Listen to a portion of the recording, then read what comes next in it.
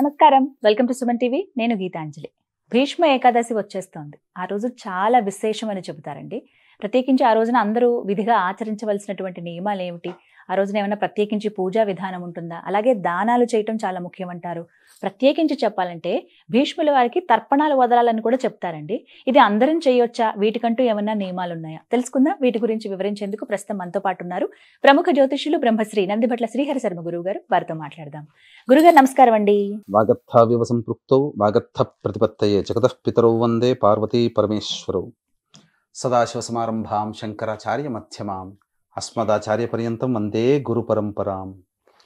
ఆదిత్యాయ చ సోమాయ మంగళాయ బుధాయ చ గురు శుక్ర శనిభ్యశ్చ రాహవే కేతవే నమః. శృంగేరి జగద్గురు పీఠాధిపతులకి, కంచి పీఠాధిపతులకి నమస్కారములు తెలియచేసుకుంటూ కార్యక్రమాన్ని ప్రారంభిద్దాం. గురుగారు, భీష్మ ఏకాదశి మామూలుగానే ఏకాదశులన్నీ కూడా చాలా పుణ్యప్రదమైనవి, విశేషవంతమైనవి. అందులోనూ భీష్మ ఏకాదశి ఇంకా విశేషం అని చెబుతూ ఉంటారు. ముందుగా విశిష్టత తెలియచేయండి. అలాగే ఆ రోజున ఖచ్చితంగా అందరూ నియమంగా ఎలా ఉండాలి, ఎటువంటి పూజా విధానాన్ని పాటించాలి? విశిష్టత భీష్మ ఏకాదశికి చాలా గొప్ప మహత్యము కలిగినటువంటి రోజమ్మ. మనకు నెలకి 2 ఏకాదశులు, సంవత్సరానికి 24 ఏకాదశి.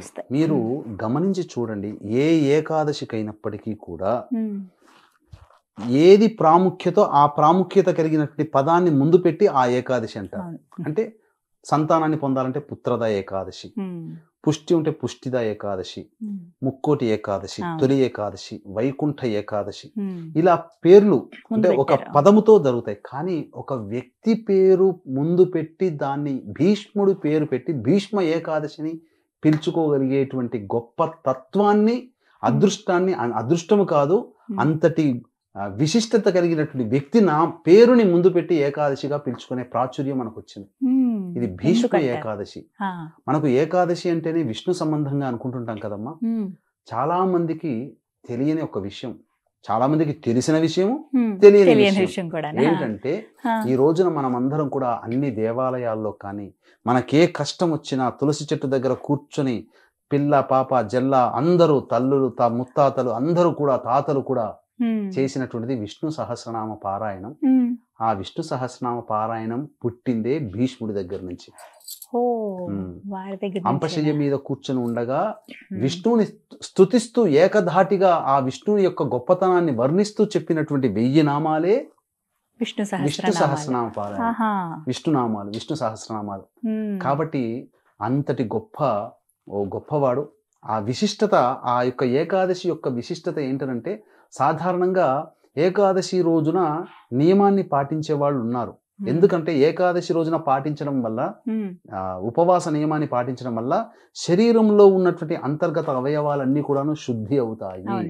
దైవనామస్మరణ, ఇవన్నీ సైంటిఫికల్ గా ప్రూవ్. కాబట్టి ఇది ఎవరైనా కానీ ఆచరించవచ్చు. కాకపోతే దాని యొక్క విధానం ఒకటి ఉందమ్మా. ముందు రోజు అయినటువంటి దశమి రోజున సూర్యాస్తమయం అయిన తర్వాత ఇక ఎటువంటి పదార్థాన్ని కూడాను భుజించకూడదు. పాలు తీసుకోవచ్చు, నిరాహారముగా ఉండకూడదు. పాలు పండ్లు తిని నేల మీద నిద్రించి ఆ రోజున దాంపత్యం పనికిరాదు. ఇక తదనంతరం తెల్లవారు జామునే ఏకాదశి, మాఘమాసం కూడా కలిసి వచ్చింది కాబట్టి ఇంతటి పవిత్రమైనటువంటి రోజున బ్రహ్మముహూర్త కాలంలో నిద్రలేచి అరుణోదయం అంటే సూర్యుడు రాకముందు ఎర్రటి తివాచి పరిచినట్టుగా ఉన్నటువంటి ఆకాశం, ఆ సమయాన్ని గుర్తించి వెంబడే స్నానం ఆచరించాలి. స్నానం ఆచరించి ఉదయిస్తున్నటువంటి సూర్యుడికి నమస్కారం ఒకసారి చేసి సూర్యాయ నమః అంటూ 6 సార్లు అర్ఘ్యమిచ్చి సూర్యాష్టకం 6 సార్లు పారాయణం చేయాలి.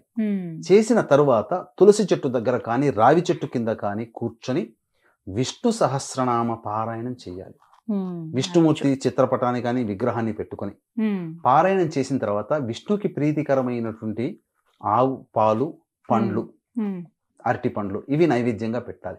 ఇక ఆ రోజంతా కూడా విష్ణునామ స్మరణ చేసుకుంటూనే ఉండాలమ్మా. విష్ణునామస్మరణ చేసుకుంటూ ఉండి మధ్యాహ్నం నిద్రపోకూడదు. సాయంకాల ప్రదోషకాల సమయంలో మళ్ళీ స్నానం ఆచరించి విష్ణు దేవాలయానికి చేరుకోవాలి, శివాలయానికి కూడా చేరుకోవాలి. ఇక్కడ గమ్మత్తైనటువంటి ఒక విధానాన్ని ఎలా ఆచరించాలి అని అంటే, శివకేశవులకి భేదం లేదు కదా. కాబట్టి ఆ రోజున శివాలయము దగ్గర, శివలింగం దగ్గర ఈ తులసి మాల, అలాగే విష్ణు భగవానుడి దగ్గర మారేడు దళాల మాల, ఇవి రెండు పెట్టి శివాలయం నుంచి తీసుకుని వెళ్ళినటువంటి తులసి మాల విష్ణు ఆలయంలో ప్రదోష కాలంలో ఇవ్వాలి. విష్ణు దగ్గర ఉన్నటువంటి మారేడు దళాల హారాన్ని ఈశ్వరునికి సమర్పించాలి.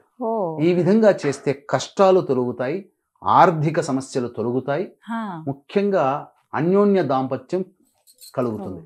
ఈ విధంగా చేసి అర్చన చేసి ఆ విధంగా ఇక్కడిది అక్కడ అక్కడిది ఇక్కడ మాల ఇవ్వాలి. ఇలా చేసి ఆ రోజంతా కూడాను జాగరణ చేసి ఆ రోజు మద్యపానము, ధూమపానము, మాంసాహారము, దాంపత్యము, అసత్యం ఆడకుండా ఉండడం సాధ్యమైనంత వరకు, అలాగే పెద్దలని, ఆడవాళ్ళని, పిల్లల్ని హింసించకూడదు. ఈ నియమాలు ఆ ఏకాదశి నాడు పాటించి ఆ రోజంతా వీలుంటే జాగారం చేసి లేదా నిద్రపోయినా కానీ మళ్ళీ బ్రహ్మ ముహూర్త కాలంలో లేచి మళ్ళీ అరుణోదయ కాలంలో స్నానమాచరించి మళ్ళీ తులసి చెట్టు దగ్గర కానీ రావి చెట్టు కింద కానీ విష్ణు ప్రతిమకు ఉన్నటువంటి వాటికి పూర్వ పూజ చేసినటువంటి పూలన్నీ పక్కకు పెట్టి మళ్ళీ కొత్తగా పూలు పెట్టి అప్పుడు మళ్ళీ విష్ణు సహస్రనామ పారాయణం చేసి ఇంట్లో వండినటువంటి పదార్థాన్ని విష్ణు భగవానికి నైవేద్యంగా పెట్టి ఆ వండిన పదార్థంలో కొంత అనాథలకి, అభ్యాథలకి అయినా ఇవ్వవచ్చు, లేదా ఆశ్రమాల్లోకి వెళ్ళి ఆ విధంగానైనా కానీ చేయవచ్చు. చేసి తదనంతరం ఇంటికి వచ్చి కుటుంబ సభ్యులందరూ కూడా భుజించాలి.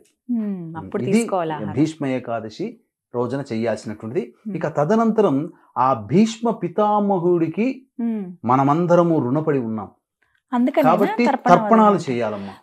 అంటే ఎలా అండి ఈ పద్ధతి? ఎలా ఇప్పుడు మనకి ఎందుకు తర్పణాలు చేయాలనేటువంటిది కూడా మనకు సందేహం వస్తుంది చాలా మందికి. అంటే వారికి చేయాల్సినంత అవసరం ఏమొచ్చింది అనంటే, మనము ఏ వ్యక్తినైనా కానీ ధర్మరాజును అంటే ధర్మరాజు అన్నాం, కృష్ణుడు అంటే కృష్ణ భగవానుడు అన్నాం, దైవం అన్నాం, అర్జునుని అర్జునుడు అన్నాం, కానీ వ్యాస భగవాన్ని వ్యాస మహర్షి అన్నాం.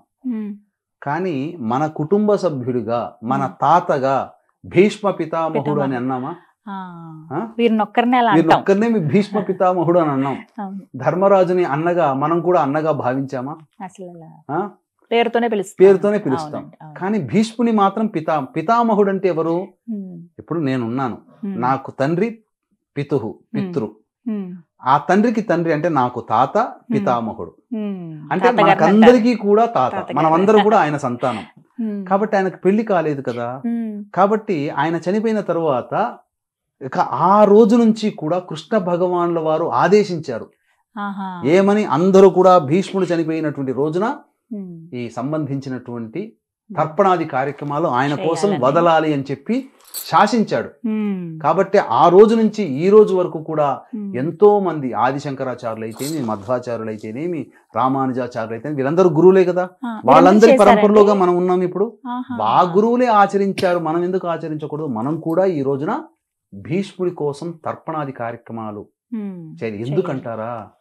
మనము ధరించడానికి, మనం రోజు విష్ణు యొక్క అనుగ్రహం పొందడానికి, ఇటు ఈశ్వరుని అనుగ్రహం పొందడానికి కూడా కొన్ని మార్గాలు భీష్ముడు చెప్పాడు, విష్ణువు యొక్క అనుగ్రహం పొందడానికి కూడా మార్గాలు చెప్పాడు. అన్నిటికంటే విష్ణు సహస్రనామ పారాయణం ఈ లోకానికి వచ్చింది.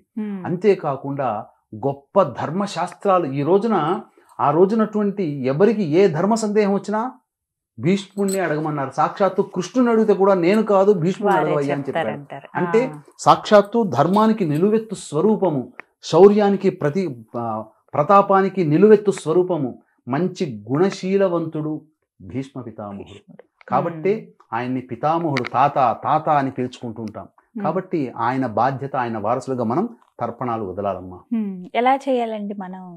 ఈ తర్పణాలు ఏకాదశి రోజే చేయాలి. ఎలా చేయాలి అనేటువంటి విషయానికి వీక్షించేటువంటి ప్రేక్షకులకి గమనిక, ఈ ఫిబ్రవరి 12వ తారీఖు రోజున మాఘ పౌర్ణమి సందర్భంగా 144 ఏళ్లకి ఒకసారి వచ్చే కుంభమేళాలో త్రివేణి సంగమం క్షేత్రంలో ఉన్నటువంటి ప్రయాగరాజ్ క్షేత్రంలో ఈ జాతకరీత్యా కలుగు విద్య, వివాహ, ఉద్యోగ, దాంపత్య, సంతాన, అనారోగ్య సమస్యల నివారణకి, అలాగే ఇప్పుడు సమస్యలు ఎదుర్కొంటున్నామంటే అవి గత జన్మ కర్మదోషాలు కావున కర్మదోష నివారణ తిల హోమాలు ఈ 2025వ సంవత్సరం 12 రాశుల వారికి శని ప్రభావం చూపుతాడు. కాబట్టి శనీశ్వర దోష నివారణ హోమాలు పర్ హెడ్ 2100 రూపాయలకి చేయించడం జరుగుతుంది. అలాగే 13వ తారీఖు రోజున మఖా నక్షత్రం, పితృదేవతా నక్షత్రం, మనకు పుష్కరాలు ఎలాగో కుంభమేళా కూడా అలాగే. కాబట్టి భార్యాభర్తల వైపు మరణించినటువంటి ఆత్మతృప్తి కోసం, మరణించినటువంటి వారి ఆత్మతృప్తి కోసం పిండ ప్రధాన కార్యక్రమాలు, తర్పణాది కార్యక్రమాలు చేయించడం జరుగుతుంది. వీటి వివరాలు కార్యక్రమ తదనంతరం కాంటాక్ట్ చేసి తెలుసుకోవచ్చు. అలాగే పరిస్థితులు గనక అనుకూలిస్తే ప్రయాగ క్షేత్రంలోనే ఈ కార్యక్రమాలు 12-13 తారీఖులో జరుగుతాయి. ఒకవేళ అనుకూలించకపోతే ఖచ్చితంగా కాశీ క్షేత్రంలో ఈ కార్యక్రమాలు జరుగుతాయని గమనించగలరు. ఇక తర్పణాది విషయాలకు వచ్చేసరికేనమ్మా, ప్రధానంగా ఆ రోజున కొన్ని వస్తువులు దగ్గర పెట్టుకోవాలి. గ్లాసులో మంచినీరు, ఒక స్పూను, అందులో కొంత 20 గ్రాముల నల్ల నువ్వులు వేసి ఒక కటోరి గిన్నె లేదా బౌల్ ముందర పెట్టుకోవాలి. ముందుగా తూర్పు వైపున తిరిగి నమస్కారం చేసుకొని గణపతికి నమస్కారం చేసుకొని, ఓ గణాధిప, ఈ లోకానికంతటికీ పితామహుడైనటువంటి భీష్ముడికి వారసుడిగా నేను తర్పణాలు వదులుతున్నాను, ఆ తర్పణ ఫలితం భీష్ముడికి చెందుగాక అని చెప్పి అనుజ్ఞ తీసుకొని దక్షిణం వైపు ఫేస్ పెట్టి ఏమీ చెప్పాలి. ఎవరైనా చేయొచ్చునమ్మా. బ్రాహ్మణులు అయితే మంత్రపూర్వకంగా చేస్తారేమో. ఇప్పుడు మనం బ్రాహ్మణుల కోసంతో పాటుగా మిగతా అన్ని వర్ణాల వాళ్ళు కూడా చెయ్యాలనే సంకల్పం కాబట్టి అప్పుడు మనసులో ఇప్పుడు చెప్పుకునేటువంటిది కొంత మనసులో చెప్పుకోవాలి. ఆయన వైయాగ్రపద గోత్రజుడు కాబట్టి వైయాగ్రపద గోత్రజుడైనటువంటి, పెళ్లి కానటువంటి, శూరుడు వీరుడు అయినటువంటి, గంగా తనయుడైనటువంటి, ధర్మశీలి అయినటువంటి, జ్ఞాని అయినటువంటి, యోగి అయినటువంటి భీష్మ పితామహుడికి నేను తర్పణాలు వదులుతున్నాను అని చెప్పి మనసులో సంకల్పం చేసుకొని అరచేతిలో ఆ నువ్వులతో కూడినటువంటి నీటిని వేసి ఈ బొటనవేలి గుండా, కుడి చేతి బొటనవేలి గుండా కటోరి గిన్నెల్లో పడాలి. పడుతూ ఉన్నప్పుడు భీష్మ పితామహం తర్పయామి తర్పయామి తర్పయామి, వైయాఘ్రపద గోత్రజ భీష్మ పితామహం తర్పయామి తర్పయామి తర్పయామి అని 3 సార్లు ఆ విధంగా వదలవచ్చు. 11 సార్లైనా వదలవచ్చు. ఈ విధంగా చేసినట్లయితే ఖచ్చితంగా భీష్మ పితామహుడి యొక్క అనుగ్రహం కలుగుతాం. అది తప్పదమ్మా. అలాగే ఈ రోజున దానాలు కూడా చేయాలన్నారు కదా గురుగారు, ఏమిటండి ముఖ్యంగా మనం ఇంతకుముందు చెప్పుకున్నట్టుగా దానం అంటే విష్ణు సహస్రనామం ఆయన నుంచే పుట్టింది కదా. కాబట్టి విష్ణు సహస్రనామానికి సంబంధించినటువంటి పుస్తకాలు విరివిగా అందరికీ దానం చేస్తే, ఒక 100 మందికి దానం చేశారనుకోండి, 5 మంది అయినా విష్ణు సహస్రనామ పారాయణం చేస్తారు కదా. కాబట్టి ఆ 5 మంది చేసిన పుణ్యమైనా దానం చేసిన వాళ్ళకి వస్తుంది. ఇక పైగా ఆ రోజున తిలలు దానం చేస్తే ఇంకా విశేషం, కర్మదోషం తొలగిపోతుంది. ఇక తరువాత చెప్పులు, వస్త్రములు, పండ్లు, అలాగే గొడుగు, ఇవన్నీ కూడా దానం చేయవచ్చునమ్మా ఏకాదశి రోజున. చాలా విశేషం. మొత్తంగా భీష్మ ఏకాదశి ఈ విధంగా అందరూ జరుపుకోవాలంటారు. చక్కగా వివరించారు గురుగారు, ధన్యవాదాలండి. సర్వం శ్రీ ఉమామహేశ్వర పరబ్రహ్మార్పణమస్తు.